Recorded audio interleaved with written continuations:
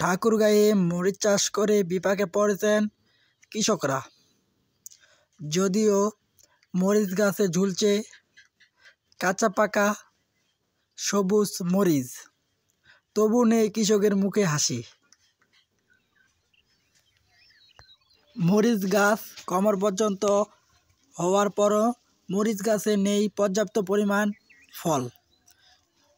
পর্যাপ্ত পরিমাণ ফুল থাকার পরেও টিকছে না গাছের মরিচ।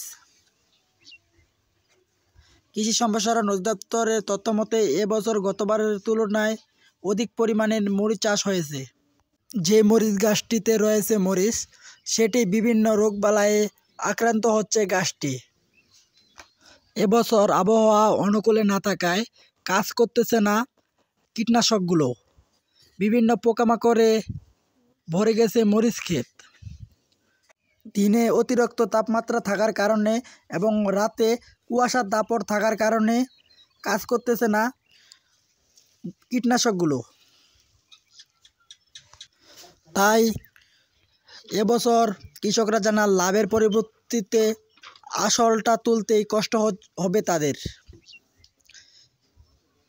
বিভিন্ন জায়গায় দেখা গেছে কৃষক তার মরিচ তুলে ফেলতেছে এবং দুধ দিয়ে গোসল করে বলতে চায় আর কোনো দিন মরিচ চাষ করবে না।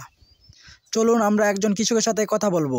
কেউ করবেন নি ভাই, এই মজুর আইস ফিকে দিব ভাই। তোমরা আর কেউ মরিচ করবেন নি। এই এক বিঘা মাটি মরিচ করছু ভাই, দেখো এই মরিচ ইলা মরিচ কি আছে ভাই, 1 বিঘা মাটি 3 কেজি মরিচ হবে নি।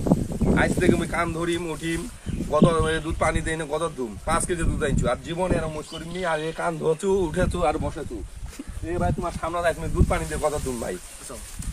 এ দেখো ভাই, আর কেউ তোমরা মুজ করবেন নি। এই আজ থেকে মুই দুধ পানি দেই না কত দুম আর মুজ করিম নি। এ কান ধুনু আর উঠিনু, আর জীবনে মৌজ করিম ভাই। তোমরাও কেউ মৌজ করেন না। এ দুধ পানি ছিড়া দিন মৌজ বাড়ি, আর মৌজ করিম গানি। তোমরা আর মৌজ কেউ করবেন নি ভাই, এই মৌজ উঠা আইস ফিকে দিব ভাই। এই বছর কতটুকু মাটি মরিচ করছেন? 1 একর মাটি 2 বিঘা। এই বছর ফলন কেমন দেখতেছেন? ফলন তো খুবই খারাপ, ফলন তো নাই বেশি।